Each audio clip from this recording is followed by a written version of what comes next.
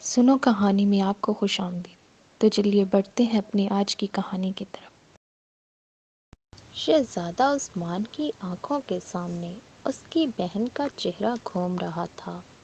اسے احساس تھا کہ اس کی بہن ثریا اس سے بہت زیادہ ناراض ہوگی، کیونکہ وہ اسے اپنے ساتھ جنگل میں نہیں لایا تھا۔ یہی سوچ کر اس نے سوچا کہ اگر وہ اس عجیب و غریب خرگوش کو پکڑ کر محل لے جائے اور اسے ثریا کو دے دے تو اس کی ناراضگی ختم ہو سکتی ہے۔ یہی سوچ کر وہ اٹھا اور بڑی ہی احتیاط سے خرگوش کی طرف بڑھنے لگا۔ خرگوش نے اسے اپنی طرف آتے ہوئے دیکھ لیا تھا، اسی لیے وہ شہزادہ عثمان کے قریب پہنچنے سے پہلے ہی بھاگ گیا اور کچھ دور جا کر پھر رک گیا۔ شہزادہ عثمان چاہتا تو تیر کی مدد سے اسے زخمی کر کے بھی پکڑ سکتا تھا، مگر وہ اتنے خوبصورت خرگوش کو صحیح سلامت ہی پکڑنا چاہتا تھا۔ وہ خرگوش بے حد چالاک تھا۔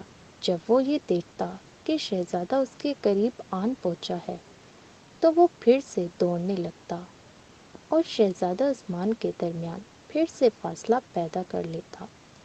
آخر یہ بھاگ دوڑ کافی دیر تک جاری رہی۔ خرگوش تو ہاتھ آیا نہیں تھا، مگر شام ضرور ہو گئی تھی۔ اس عجیب و غریب خرگوش کے پیچھے بھاگتے ہوئے شہزادہ عثمان کو وقت گزرنے کا احساس ہی نہیں ہوا۔ اب جو اس نے دیکھا کہ رات ہونے والی ہے تو وہ بے حد گھبرا گیا۔ خرگوش کے پیچھے بھاگتے بھاگتے وہ بہت زیادہ تھک چکا تھا اور اسے بہت زیادہ بھوک بھی لگی تھی۔ اس نے سوچا اگر میں واپس نہیں گیا تو میرے دوست میری وجہ سے پریشان ہو جائیں گے۔ وہ راستہ بھول چکا تھا اور اب سوچ رہا تھا کہ آخر وہ کیسے گھر جائے گا۔ شہزادہ عثمان اس گھڑی کو کوس رہا تھا جب اس کی نظر اس منحوس خرگوش پر پڑی تھی اور اسے پکڑنے کی خواہش اس کے دل میں پیدا ہوئی تھی۔ اچانک اس کی نظر ایک جگہ پر ٹھہر گئی۔ درختوں کے جھنڈ میں اسے ایک نہایت عالی شان محل کی جھلک نظر آئی۔ وہ محل کی طرف جانے کا ارادہ کر ہی رہا تھا کہ اچانک ایک درخت کے پیچھے سے وہی دھاری دار خرگوش برآمد ہوا اور شہزادہ عثمان کے پاس آ کر بولا، جناب شہزادے صاحب، میری مالکن حسن آرا آپ کو یاد فرما رہی ہیں۔ شہزادہ عثمان خرگوش کو دیکھتے ہی آگ بگولا ہو گیا، مگر اسے انسانوں کی طرح گفتگو کرتا ہوا دیکھ کر اس کا غصہ حیرت میں تبدیل ہو گیا۔ اس نے حیرانی سے پوچھا، میں تو تمہیں ایک بدمعاش خرگوش سمجھ رہا تھا، کیونکہ تم ہی مجھے اس مصیبت میں پھنسانے کے ذمہ دار ہو، مگر اب تمہیں انسانوں کی طرح بات کرتے ہوئے دیکھ کر میں بے حد حیران ہوں۔ آخر یہ کیا معاشرہ ہے، تم ہی مجھے بتاؤ۔ تو خرگوش نے کہا، آپ مجھے کچھ بھی سمجھیں، میری صحت پر اس کا کوئی اثر نہیں پڑے گا۔ میں اپنی بات پھر دہراتا ہوں کہ آپ کو حسن آرا نے یاد فرمایا ہے، میرے پیچھے پیچھے چلے آئیے۔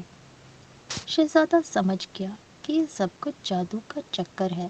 یہ خرگوش ضرور کوئی انسان ہے اور کسی جادوگر نے اسے خرگوش بنا دیا ہے، اور حسن آرا یقیناً کوئی حسین سی شہزادی ہوگی جو جادوگر کی قید میں ہوگی۔ اس نے کسی سے سن رکھا تھا کہ جادوگر انسانوں کے سر میں جادو کی کیل گاڑ کر انہیں جانور اور پرندہ بنا دیتے ہیں۔ اس نے آگے بڑھ کر جھپٹ کر خرگوش کو پکڑ لیا اور اس کے سر کو ٹٹول کر جادو کی کیل ڈھونڈنے کی کوشش کرنے لگا۔ خرگوش پہلے تو شہزادہ عثمان کی اس حرکت پر سٹ پٹایا، پھر برا مان کر بولا، آپ 1000 کوشش کر لیں، میرے سر میں آپ کو ایک جو بھی نہیں ملے گی۔ اس کی بات سن کر شہزادہ گڑبڑا گیا، پھر غصے میں بولا، تم سخت نامعقول خرگوش ہو۔ تو خرگوش بولا، اب چلیے میرے ساتھ حسن آرا کے محل میں چلیے۔ پھر اس نے خرگوش کو چھوڑ دیا اور بڑبڑاتے ہوئے اس کے پیچھے پیچھے چلنے لگا۔ محل کے نزدیک پہنچا تو اس کی آنکھیں پھٹی کی پھٹی رہ گئی۔ محل بہت خوبصورت تھا، اس کی دیواروں سے روشنی کی کرنیں پھوٹ رہی تھی۔ وہ دونوں جیسے ہی صدر دروازے سے گزرے، شہزادہ عثمان پر پھولوں کی بارش ہونے لگی۔ شہزادہ عثمان بے حد حیران تھا۔ تھوڑی ہی دیر بعد خرگوش اسے ایک کمرے میں لے آیا۔ کمرہ قیمتی سامان سے آراستہ تھا اور وہاں پر ایک بہت ہی موٹی اور بدصورت عورت بیٹھی ہوئی تھی۔ شہزادہ عثمان اس کو دیکھ کر حیران ہو گیا۔ وہ خوشی سے کھل اٹھی۔ آؤ شہزادے عثمان، خوش آمدید، اس موٹی اور بدصورت عورت نے کہا۔ ارے تم تو میرا نام بھی جانتی ہو، شہزادی حسن آرا کی خادمہ۔ شہزادہ عثمان نے حیرت سے کہا۔ اس کی بات سن کر وہ عورت ناگواری سے بولی، کیسی شہزادی اور کیسی خادمہ؟ حسن آرا تو میرا ہی نام ہے۔ میں نے ہی تمہیں یہاں بلایا ہے اور میں کسی کی خادمہ نہیں ہوں۔ شہزادہ عثمان شرمسار ہو کر بولا، معاف کرنا خالہ، مجھے غلط فہمی ہو گئی تھی۔ حسن آرا بھننا کر بولی، یہ تم نے خالہ والا کی کیا رٹ لگا رکھی ہے؟ میں نے تمہیں اس لیے یہاں بلایا ہے تاکہ میں تم سے شادی کر سکوں۔ شادی؟ شہزادہ عثمان نے چلا کر کہا، بھلا تم نے یہ کیسے سمجھ لیا کہ میں تم جیسی منحوس شکل کی جادوگرنی سے شادی کرنے پر راضی ہو جاؤں گا؟ تو جادوگرنی بولی، میں نے اپنی بہن سے کہہ رکھا ہے کہ میں دنیا کے سب سے زیادہ خوبصورت شہزادے سے شادی کر کے دکھاؤں گی۔ میری بہن شکل و صورت میں مجھ سے کچھ بہتر ہے اور وہ ہر وقت میرا مذاق اڑاتی رہتی ہے۔ میں تم سے شادی کر کے اسے نیچا دکھانے کی کوشش کروں گی۔ میں نے بڑی مشکلوں سے تمہارا پتہ لگایا تھا، مگر اب تم ہی کہتے ہو کہ تم مجھ سے شادی نہیں کر سکتے۔ شہزادہ عثمان نفرت بھرے لہجے میں بولا، دنیا ادھر سے ادھر ہو جائے مگر میں اپنی بات پر اڑا رہوں گا۔ میں بھی تو دیکھوں آخر تم میں یہ دم خم کب تک باقی رہے گا۔ 2 ہی دن بعد تم میرے سامنے گڑ گڑانے لگو گے۔ حسن آرا جادوگرنی ہنس کر بولی اور کمرے سے چلی گئی۔ خرگوش ابھی تک کمرے میں موجود تھا۔ اسے دیکھ کر شہزادہ عثمان نے غصے سے کہا، تم سے بڑا گدھا آج تک میری نظروں سے نہیں گزرا۔ تم نے مجھے اس مصیبت میں پھنسا دیا ہے۔ خرگوش کی آنکھوں میں آنسو آ گئے۔ اس نے بھرائی ہوئی آواز میں کہا، شہزادہ عثمان، تم نے مجھے گدھا کہہ کر مجھے میرا ماضی یاد دلا دیا ہے۔ اچھا تو کیا تم پہلے گدھے تھے؟ شہزادہ عثمان نے حیرت سے پلکیں جھپکا کر کہا، نہیں تو سچ مچ کا گدھا تو اللہ کسی دشمن کو بھی نہ بنائے۔ 2 ماہ پہلے میں ایک لڑکا تھا۔ میری والدہ کا انتقال میرے بچپن میں ہی ہو گیا تھا۔ میرے ابا کی شہر میں دوائیوں کی دکان ہے۔ روزانہ سینکڑوں مریض ان کے پاس دوائی لینے کی غرض سے آتے ہیں۔ میں اپنے ابا کا ہاتھ بٹانے کے لیے ان کی دکان پر بیٹھتا تھا۔ میں نسخہ دیکھ کر دوائیں بنانے کا گر بھی جان گیا تھا۔ ایک روز میرے ہاتھوں سے ایک شیشے کا مرتبان جس میں غالباً سیب کا مربع تھا چھوٹ کر زمین پر گر پڑا اور ٹوٹ گیا۔ والد صاحب قریب ہی بیٹھے تھے۔ انہوں نے مجھے گھور کر دیکھا اور پھر نہایت سخت لہجے میں بولے، گدھے کہیں کے۔ گدھے کے بارے میں میری رائے شروع سے اچھی نہیں ہے، لہٰذا ابا جان کے منہ سے اپنے لیے گدھے کا لفظ سن کر میرا دل غم سے اور آنکھیں آنسوؤں سے بھر گئی۔ میں اسی وقت دکان سے اٹھا اور سسکیاں بھرتے ہوئے ایک طرف کو چل دیا۔ چلتے چلتے اس گھنے جنگل میں پہنچ گیا۔ بھوک کے مارے میرا دم نکلا جا رہا تھا۔ قریب تھا کہ میں چکرا کر گر پڑتا۔ میری نظر اس محل پر پڑی۔ میرے بے جان قدموں میں جانے کہاں سے اتنی طاقت آ گئی کہ میں اس محل کی طرف تیزی سے بھاگنے لگا۔ وہیں میری ملاقات اس جادوگرنی سے ہو گئی۔ قصہ مختصر یہ کہ مجھے حسن آرا جادوگرنی نے کھانا دیا، مگر وہ بہت مکار عورت ہے۔ کھانے کے بعد اس نے مجھے سلا دیا۔ صبح جب میری آنکھ کھلی تو میں خرگوش بنا بستر پر انگڑائیاں لے رہا تھا۔ وہ دن اور آج کا دن میں اب اسی جادوگرنی کے پاس رہ رہا ہوں۔ میں ہر وقت اس کی خدمت میں لگا رہتا ہوں تاکہ وہ خوش ہو کر مجھے پھر سے انسان بنا دے۔ خرگوش اپنی کہانی سنا کر خاموش ہو گیا تو شہزادہ عثمان کچھ سوچتے ہوئے بولا، ہمیں اس جادوگرنی سے چھٹکارا پانے کے لیے کچھ نہ کچھ تو کرنا ہوگا۔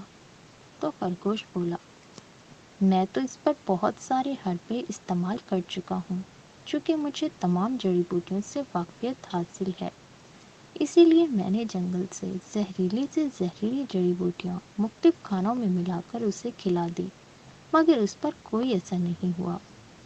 یہ تو خیر میں نے بچپن میں کہانیوں میں سن رکھا ہے کہ جادوگر اور جادوگرنیوں کی جان کسی چیز میں بند ہوتی ہیں تاکہ انہیں کوئی مار نہ سکے۔ تم بھی اس کا پتہ چلاؤ کہ آخر اس جادوگرنی کی جان کس چیز میں بند ہے۔ شہزادہ عثمان نے خرگوش سے کہا، میں نے تو بہت کوشش کر ڈالی مگر سوائے مایوسی کے کچھ ہاتھ نہیں لگا۔ خرگوش نے بڑی ہی اداسی سے کہا۔ شہزادہ عثمان کا چہرہ بھی بجھ گیا۔ تو کیا پھر ہم ساری زندگی اس منحوس جادوگرنی کے پاس ہی گزار دیں گے؟ اس نے کہا۔ تو خرگوش بولا، میں تمہاری اتنی مدد تو کر سکتا ہوں کہ محل جا کر اس حادثے کی خبر تمہارے گھر والوں کو دے دوں۔ خرگوش، جو کہ اصل میں ایک لڑکا تھا اور جس کا نام فرید تھا، شہزادہ عثمان کے چہرے پر سوچ کی لکیریں ابھر آئی۔ اس نے تھوڑی دیر بعد کہا، نہیں، یہ مناسب نہیں ہوگا۔ تم ایسا کرو کہ یہ سب واقعات میری بہن سریا کو بتا دو۔ اس سے یہ بھی کہہ دینا کہ وہ میرے دوست احسن کے پاس جائے اور اسے میری مدد کے لیے آمادہ کرے۔ فرید نے اپنا ننھا منھا سر ہلا کر اس بات پر رضامندی کا اظہار کیا۔ تھوڑی ہی دیر گزری تھی کہ ان کے کانوں میں جادوگرنی کے قدموں کی چاپ سنائی دی۔ خرگوش فرید بھاگ کر مسہری کے نیچے گھس کر سوتا بن گیا تاکہ حسن آرا جادوگرنی کو ان پر شک نہ ہو کہ وہ اس کے خلاف کوئی سازش کر رہے ہیں۔ حسن آرا جادوگرنی کمرے میں داخل ہوئی۔ اس نے کمرے میں ادھر ادھر نظر دوڑائی۔ خرگوش فرید کی تھوڑی سی دم نظر آ رہی تھی۔ جادوگرنی نے اس کی دم پکڑ کر اسے باہر کی جانب گھسیٹ لیا اور اس سے بولی، بس تم نے بہت عیش کر لیے۔ میری بڑی بہن، جو کہ پرستان میں رہائش پذیر ہے، کل اس کے چھوٹے بچے کی سالگرہ منائی جا رہی ہے۔ میں نے فیصلہ کیا ہے کہ تم جیسا عجیب و غریب خرگوش اپنے بھانجے کو تحفے میں دوں۔ میری بہن کی خادمہ مجھے سالگرہ کی دعوت دینے آ رہی ہے۔ یہ کہہ کر حسن آرا جادوگرنی نے فرید کو اپنے ہاتھوں میں اٹھا لیا اور کمرے سے باہر نکل گئی۔ فرید کے یوں یکا یک جانے سے شہزادہ عثمان پریشان ہو گیا۔ جادوگرنی جیسے ہی کمرے سے باہر نکلی تو وہاں 14-15 سال کی ایک خوبصورت پری اس کی منتظر تھی۔ اس پری کا نام حسینہ پری تھا اور وہ حسن آرا جادوگرنی کی بڑی بہن کے چھوٹے بچے کی خادمہ تھی۔ جادوگرنی نے فرید کو اس کے حوالے کرتے ہوئے کہا، اس حیرت انگیز اور انوکھے خرگوش کو میری طرف سے سالگرہ کے موقع پر میرے بھانجے کو دے دینا اور میری بہن سے کہہ دینا کہ میں بہت جلد اس سے ملنے کے لیے اس کے پاس آؤں گی۔ سالگرہ کے موقع پر یوں نہیں آ سکتی کہ میں فی الحال بہت مصروف ہوں۔ پری نے کہا، ٹھیک ہے، اب میں چلتی ہوں۔ جادوگرنی کے محل سے باہر نکلتے ہی اس کے خوبصورت پروں نے حرکت کی اور پھر وہ فضا میں بلند ہوتی چلی گئی۔ اس نے فرید کو دونوں ہاتھوں میں مضبوطی سے پکڑا ہوا تھا اور اس کا رخ پرستان کی جانب تھا۔ حسینہ پری تھوڑی ہی دور گئی تھی کہ اچانک اس کے سر میں شدید درد ہونے لگا۔ وہ دوبارہ زمین پر اتر آئی اور دونوں ہاتھوں سے سر کو دبانے لگی۔ اچھی پری، کیا بات ہے؟ فرید نے ہمدردی سے پوچھا۔ اس کو بولتا دیکھ کر حسینہ پری اپنا درد بھول گئی اور حیرت بھری نظروں سے اسے دیکھنے لگی۔ اس کو حیرت زدہ پا کر فرید نے اس کو اپنی تمام کہانی سنا دی اور اس سے کہا کہ میرا والد ایک ڈاکٹر ہے اور اس کے پاس تمہارے سر درد کا علاج ہے۔ اگر تم چاہو تو میں وہاں سے تمہارے لیے دوائی لے کر آ سکتا ہوں، اور مجھے یقین ہے کہ تم میری باتوں پر یقین کرو گی۔ اور پھر مجھے شہزادے کی بہن سے بھی ملنا ہے تاکہ میں شہزادے کا پیغام اس سے دے سکوں۔ پری نے فرید کو اجازت دے دی اور خود درخت سے ٹیک لگا کر بیٹھ گئی۔ اس کے درد میں مزید اضافہ ہو گیا تھا۔ فرید پھدکتا ہوا وہاں سے محل کی جانب چل دیا۔ ہر طرف تاریکی پھیل چکی تھی۔ فرید جنگل کے راستوں سے جانتا تھا۔